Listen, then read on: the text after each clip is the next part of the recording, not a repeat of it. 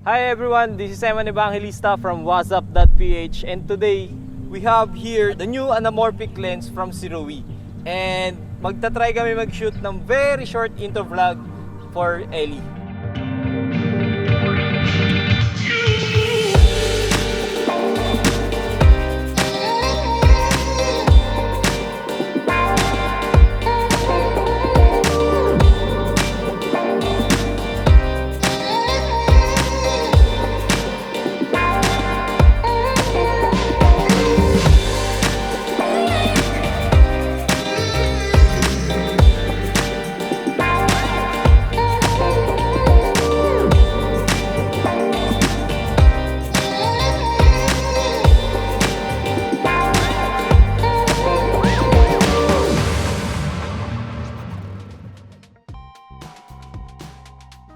Ito yung lente na ginagamit nila para sa mga movies, sa mga films to make it more cinematic and hindi na kailangan maglagay ng black bars para makuha lang yung aspect ratio na 1.33.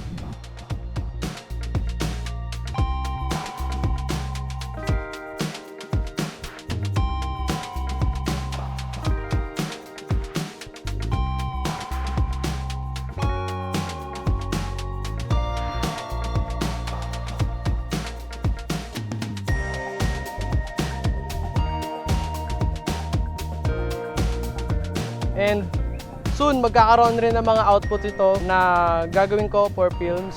Titignan natin kung ano yung mas binibigay nitong lente na to kumpara sa mga normal lens na ginagamit ng iba. Yeah, so first, papakita namin kung paano ma-maximize yung lens and paano natin gagamitin yung monitor. Kasi during the shoot, squeeze pa yung footage natin. And of course, lastly, kung paano natin i-edit to sa Premiere Pro.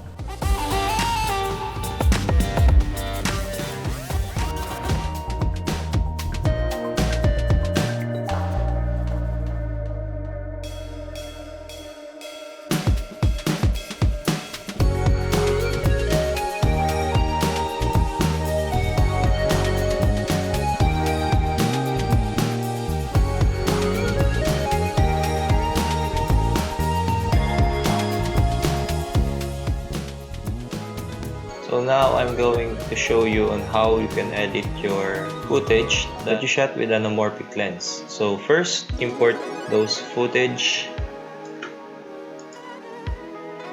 After that, select all those clips that was shot with your Sirui anamorphic lens, or right click, modify, select interpret footage.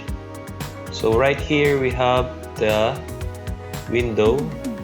So you can see here under pixel ratio, conform to, choose anamorphic 1080 1.33, and that is for our lens.